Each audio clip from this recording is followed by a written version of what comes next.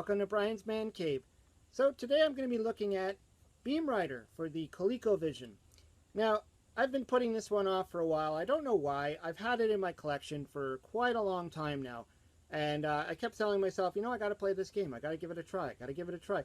And yeah, I just never got around to it. And I had it sitting on my shelf over there, kind of as a reminder that, you know, I got to really try this game out. Now, the funny thing with this one is that when I first bought this, I thought it was for the Atari 2600 to be exact. And because, you know, I was frequenting the local flea market, and there was this one booth there, and they sold a lot of old games, and they just had like tons and tons of them all just sitting in this little bin, and I was always sifting through it. And this one they wanted a little bit more money for. I remember it was quite a bit. I can't remember exactly what they wanted, but I think I talked them down to like 20 or something. Like, and that was a lot for me, because in that time I was like, you know, I wasn't really paying more than $5 typically for an Atari game. Maybe 10 would be the most I would want to pay in most cases, unless I really, really wanted it. So this one, it was just, you know, it piqued my interest. I'm like, Beamrider, I want it for the Atari, blah, blah, blah. And so I paid for it, and I got home. I bought a bunch of other games, too. And when I got home, I took my Atari, and I was like, you know, why isn't it going in? And I was like, what's going on here? And then I looked at it, and it dawned on me. I mean, if you look there, you could see those little teeth right there. There's the little notches. Kind of hard to see with the lighting. But I'm like, oh, that's not Atari. Atari looks like this. Again, sorry for the lighting. It doesn't have those notches in there. And then it dawned on me, this is a Colecovision cartridge. And sure enough, I went and I looked at my other Colecovision cartridges, and I'm like, crap. But you know, it was crap, but not crap, because I have a Colecovision. I probably would have been more upset if I didn't have a Colecovision, because then I'd be like, oh crap, I just bought something that I can't use unless I get a Colecovision. So anyways, yeah, long story short, I put it aside, and I'm like, you know, when I start playing more Coleco stuff, I'm going to have to give this one a shot. Anyways, yeah, I haven't actually played this yet. So I'm going to test it out, and hopefully it works, and give it a shot. Anyways, let's play Beamrider on the Colecovision for the very first time. Okay, so we got Beamrider booted up. So this is the opening screen. By Dave Rolfe, copyright 1983. Yeah, I mean, it's nice seeing a Colecovision game that doesn't open up with that typical blue screen with the selections. Probably because this is Activision that made this one. So players 1 to 4. I'm going to go with 1 because I'm one player. And we got levels 1 to 3. I think I'll stick with the easy level just because. So this is interesting. This is like kind of like that secondary screen just before the game starts. So it kind of sets you up, tells you the sector you're in, and go. And it looks like you got 3 bombs. So and 2 extra men. Okay. So we got it up and running. So I had to push up to get this thing to go. When I first started testing this game, I was like not sure how to get it to start. Just to see if this game was even working. And I thought it was broken, but apparently it's not. Even though it was giving me a hard time to get this game to work, a lot of cleaning was involved. A lot of putting it in and out, and trying to, like, you know, hit the reset button, doing whatever I could to get this thing to work. So it's working now. I don't know how long it's going to continue to work. So it looks like the main fire button is the one that's on the left-hand side of the Colecovision controller. And I guess the right-hand side are these bombs. Looks like I just got blown up. Overall, though, the game looks pretty neat. And the controls are okay. I'm not having any control issues. Even though I am using the Colecovision controller. Oh. I think I'm supposed to use the bomb on this guy. Maybe not. I don't know. He just kind of went by there. Let's do that. Looks like I missed my chance of blowing up that boss monster guy. Whoa, okay, so there's stuff on the grid here that I'm probably not allowed to touch. Probably kill me. Not really much for sound in this game. It does have the cool sound effects, but there's no music or anything I can hear so far anyways. But that's okay. Sometimes it's just nice to have the sound effects. Almost sounds more like a racing car there.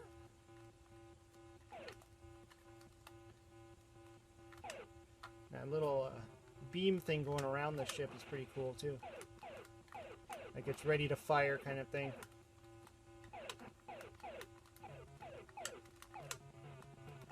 Whoa! Gets pretty intense there.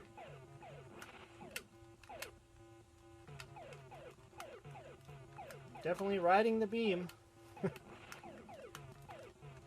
Oh no! Got blown up. Sector 2, okay. Let's try that again. Let's see. Okay, so we're gonna restart. Let's just do level 1 again.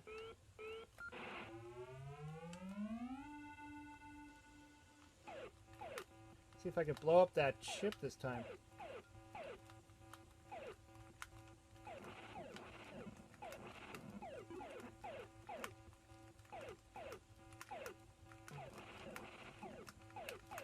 Obviously level 1 is pretty easy. Or the first, is it Sector 1? Sector 1? Keep wanting to say Sector 7G. Of course, that's where Homer Simpson works. Sector 7G. Wasn't also Transformers the movie, Sector 7 or something like that? I'm thinking. Now that I think about it. Is it Sector 7?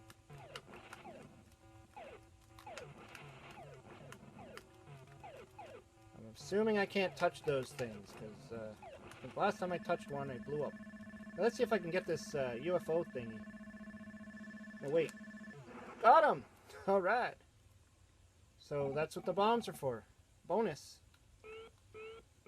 Okay, level 2, or Sector 2. Let's do this. Now it gets more intense because there's more crap on the beams that kill you.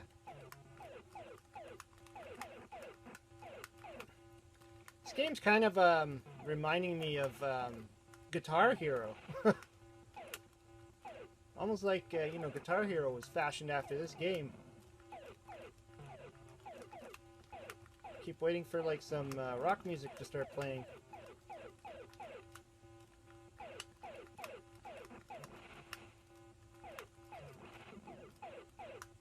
I thought there might have been a way to speed up, but I guess not. I guess you just kind of go at the same pace. I mean, it's almost like a three-dimensional, you know, demon attack sort of game. Space Invaders. Just the added 3D elements of the grid, which is pretty cool. I mean, it adds to that game. It gives it that extra, you know, whoa, that extra feel. Got him. Bonus. Okay, now I bet you it's going to get really tough. Oh, there's going to be a lot more crap on those beams.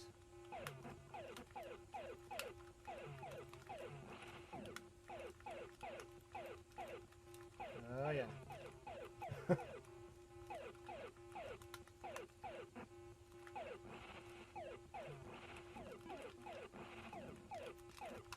Whoa. Too much crap. I think the bombs also blow those things up, but I don't want to waste the bombs because then I can't, yeah, I don't know, no, I guess not. Thing is, you don't want to waste the bombs because you might need them for that boss battle at the end of each sector there.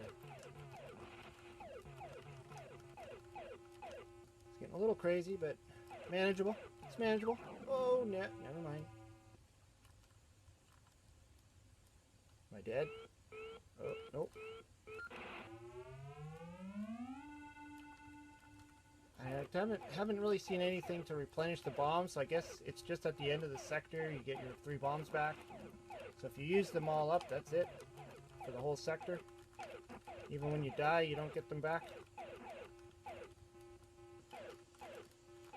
That's okay. That makes sense. I don't know if it's better to just stay stationary and kind of just move when you have to, or if it's better to move around. Oh geez, more stuff he's throwing at me. Got him! 3 in a row. Oh yes.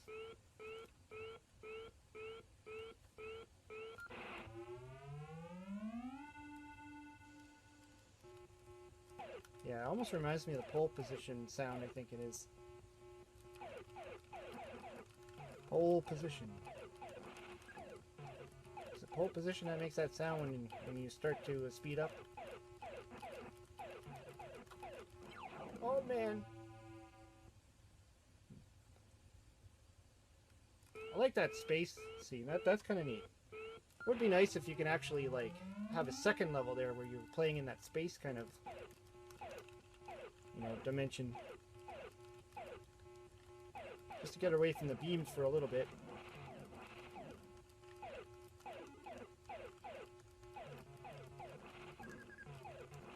Oh, what's that thing? Oh my god. Just got intense there. Ah, game over. Like all blown up at the bottom there and everything. Okay, so yeah, I mean it works. It took a lot of work to get this thing to work. When I first put it in, I got a blank screen. I had to take it out, put it back in. I used a Q-tip with some alcohol. I used some contact cleaner. I was noticing that the board inside was shifting a little bit, going up and down, so I wasn't sure if that was the issue. So after a lot of just back and forth, putting it in, hitting the reset, all this kind of stuff, it finally started working. At least long enough for me to do the video. I don't know if it's going to ever work again. Maybe it won't. But as for the game, I mean, yeah, it's pretty fun, and I kind of liked it. It's a typical space shooter style game. I've never played Beamrider. I might have played it on the Atari, like I might have played it on the Atari emulator, but I've never, like, I don't have it on the Intellivision or any other system to really compare it to. But I mean, if you're gonna go with a good version, why not go with the Colecovision version? Because it's gonna be probably the better of the 3, anyways. But yeah, I mean, the sound was fine, the gameplay was fine, it was challenging. I think that yeah, this is a pretty cool game. I don't know if the price, if I paid for it, was worth it or not. I didn't really look into it, but you know, back then I was just buying lots of Atari games because you know, I just wanted to play some Atari. And I ended up with a ColecoVision game. Anyways, hope you liked the video. Let me know what you think. Which version's your favorite? Do you play it on the Atari? Do you play it on the Intellivision? Do you play it on the arcade? Do you play it on the PlayStation? Wherever. Let me know in the comments down below. Hope you liked the video. Hope you subscribe. Talk to you later.